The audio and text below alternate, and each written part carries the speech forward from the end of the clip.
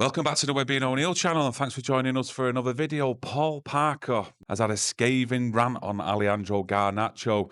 We're going to discuss some of the points that he's actually given this interview, but as ever, we want to get you involved, so please have your say on Paul Parker's comments on Garnacho. Let's start with you first. Having spoken with Paul Parker recently, I was very disappointed with this. I think it's an overreaction, straight attack on Garnacho, off the field, on the field. There is some good points in there. I've got to agree with that, but an overreaction going right in on Garnacho. I think this article needs to be read and fully understood, but very disappointing, to be honest, because to me, it was a clear attack on somebody who's going through a difficult time at this football club. Yeah, I was looking across YouTube, Google, just to see if there's any actual video footage there of this interview that he's give, but I can't find any as of yet. If you do come across it, please get it in the actual chat.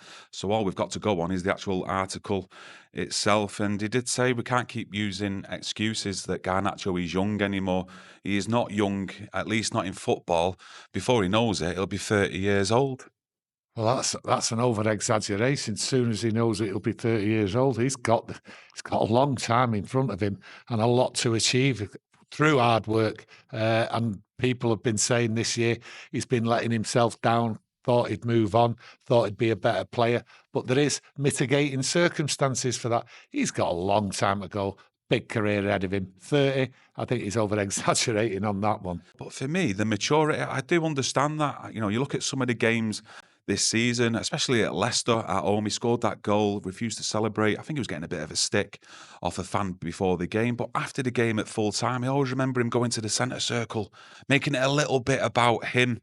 And I actually thought, considering Manchester United was struggling at the time, still struggling in some people's eyes, you know, to make that actual point and put it on him as to say, like, look at me, instead of like the actual team performance and getting the win that day at home to Leicester early in the season. I just thought it was immature, and I do think he has merit to that, especially when you're then looking at Ruben Amorim, when he's coming through the door, he's then left him out of the squad against Manchester City like he did with Rashford. So there is some sort of maturity issues there, or there has been, but let me know if you think Ruben Amorim's ironed that out now. I think, yeah, there is a point to the maturity, but you've got to also look at what happened last season. He performed well, and everyone was expecting, there was big expectations on Garnacho this season. But I think what you see is a football club what's in total disarray. And what Garnacho has been missing, as every young player needs going through his career, especially at the early stages, is guidance. He's had no one last year, especially in the summer, putting an arm around him, explaining how to get along. You know, you look at the manager, Erik ten Hag, he was in Ibiza. There was no one in control. We didn't even know if there was going to be a manager. So he has been a little bit wayward, and every young person needs guidance around him. So I don't think it's maturity. I think he just lost his way, and there was no like head figure there inside the club guiding him along and explaining what needs to be done. And when Erik ten Hag come back in, you know, the players weren't happy with him after the cup final. They all expected him, well, the majority expected him to get lost. So he was like lost in a big picture here. And I think that arm round him by one of the older players would have been helpful for him and guided him through. And he did have a poor start to the season. It's been disappointing. And then things have seemed to have turned around since he was dropped. But I'm not too sure about the maturity. I think it's just what young people do when they've not got an arm around them and there's someone to guide them. We're seeing a little bit different now from Garnacho. He's knuckling down, but he is right, Paul Parker. It has been disappointing. We've said it many times. Yous have said it many times. But, you know, I think he's back on track. Yeah, I will go into further detail on that and the actual quotes that he'd given on Manchester United, including his family. And he did say that he has to look into the mirror to tell himself he needs to stop thinking about being the next Ronaldo. He will never be that, so he has to accept the fact he needs to work hard to have a decent career. And he did go on to say that I liked him when he came through and he had that Argentinian fire in his belly, which he has lost completely. He has let himself and his family down. He has let his club down, going back to what you said, because he has not taken advantage of the talent he was supposed to have. Now, he let himself and his family down. I think that's a really bad comment from Paul Parker there. You know, if that was my son, playing for his national side. I'd be so proud of him, the hard work to get there. Never mind coming to Manchester United. How on earth he can say that he's let his family down is with his performances. He's got in the national side. He's got to play for Manchester United. His family will be so proud of him. Yeah. So Paul is not looking at it in the right way here. I think this is just basically a majority of full-blown going in on Garnacho, and not just Garnacho, mentioning the family and that. There is no need for it. It's trying to undermine him. There's no sign. The thing is, as well, with players like Garnacho, the age groups, with Mainu, etc., Lenny Yoro, Aidan Heaven, Hoyland, this sort of what you could put as an attack, a bit of a rant on Garnacho, it's not going to do him any good. I mean, you've seen the likes of Bruno Fernandes recently come under attack from Roy Keane on the overlap, but Bruno Fernandes has got that maturity, the actual experience to deal with that. And for me, he's bounced back from that and gives some proper good performances.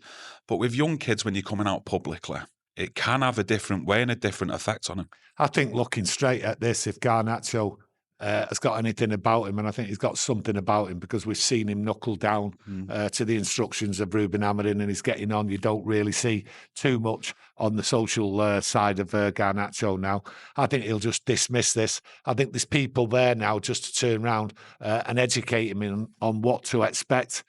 Some people will just turn around and say Paul Parker's shouting from the rooftop, trying to get the eyeballs on him as a journalist or whatever he does in his life. I mean, me speaking to him, I thought he was always forthright and open, but this just seems to be a little bit over the top. And I think the people around Garnacho will explain it to him. And I think he'll look at him and just say, what are you talking about? I played for Manchester United. I played for my national side. I've worked hard and everyone around me is proud. He did go on to say about his actual talent of what he's actually seen with Garnacho. And he says, he can't take on people. He is not quick enough and he doesn't want to work hard. So what is he actually good at? At the moment, to me, it just seems like a Ronaldo fanboy who would rather make a few highlights to post them on social media rather than winning football matches and make this club great again. I don't understand that attack. Ronaldo fanboy. I mean, look, we've all seen him do the Ronaldo celebration. I mean, you could go throughout the whole of the academies in professional football, and I'm sure you can point out every single kid who will have an idol, whether that's, like I say, professional football or amateur football. There's always someone they look up to and model the game on. Some kids these days, professionals as well. Listen, when I was a kid, I modelled my football on George Best, Bobby Charlton. Yeah. All kids do that. Yeah. But the thing is, when he scores a goal for Man United, what, is he not allowed to celebrate? Is he not allowed to cheer? He's not allowed to show emotion and all that.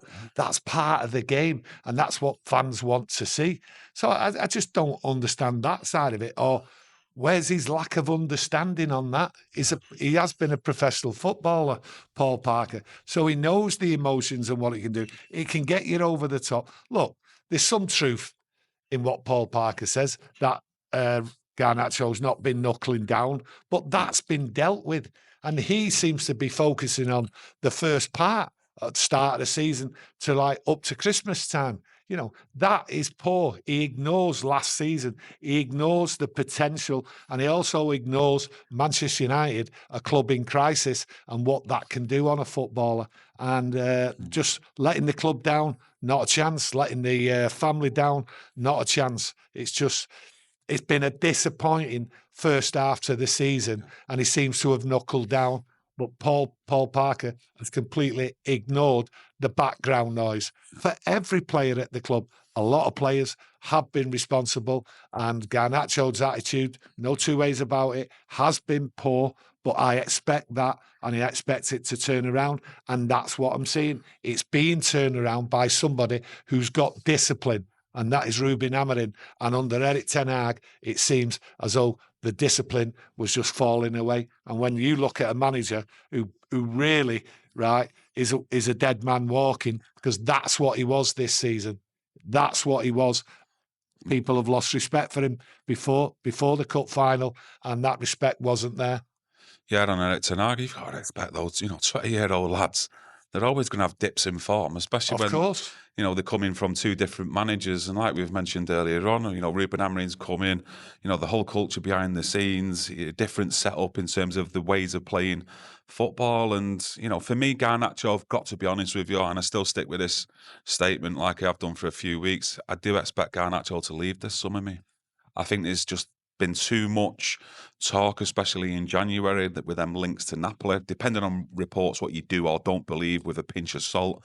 You know, terms were agreed between Garnacho and Napoli, and you're looking at Garnacho's contract itself, you know, 50 grand a week, 20 years old. For me, he's got a high ceiling to be a top player if he does knuckle down and carries on the way he is under Ruben Amorim. And I think clubs will look at that to think that there's actually a good value there to go and purchase him. And with United's financial situation, you know, if teams come knocking for around about £60 million, I think United might be tempted to take it, to be honest with you.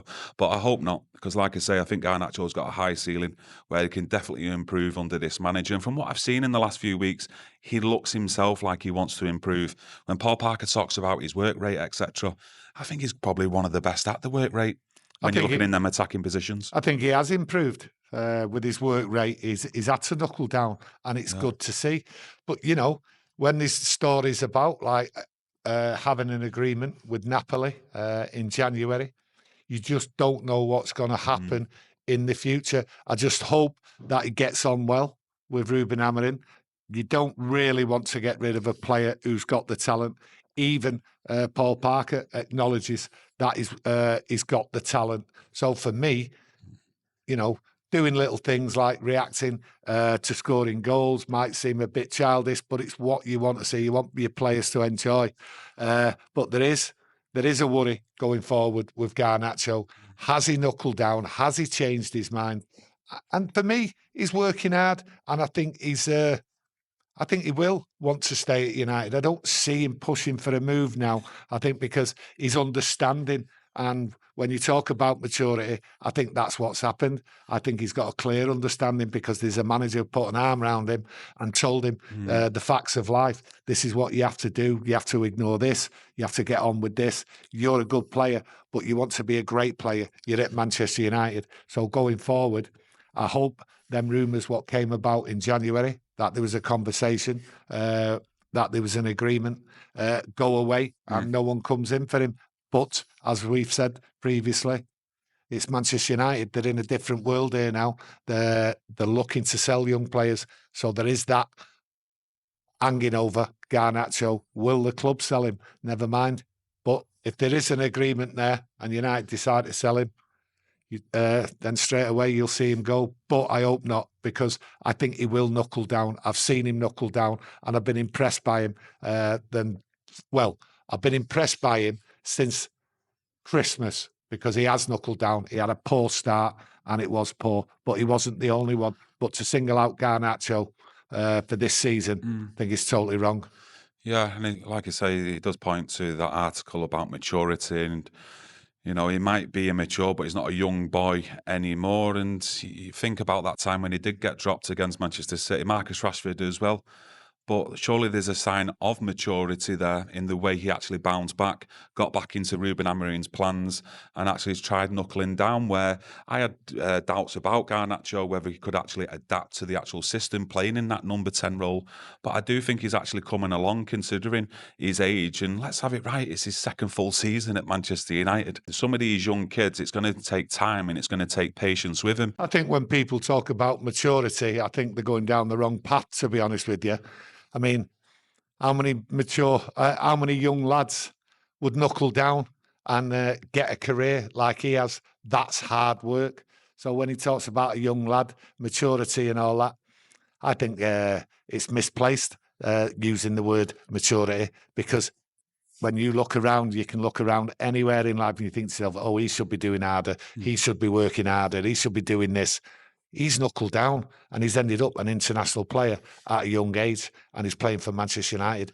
That takes maturity, as I see it. No, I totally agree with that. I think I'm going to wrap it up there, but just thought we'd do a bit of a brief video there just to get some of the points out that Paul Parker has made on Garnacho. And like I say, if there's any video footage out there, please link it in the comment section below, because I could do with a bit of a watch of it myself instead of reading an article. Sometimes you can get different actual opinions off it and vibes and more context. But yeah, thanks for joining us. Leave your opinions in the comment section. Don't forget to leave a like on the video, as you know it's much appreciated.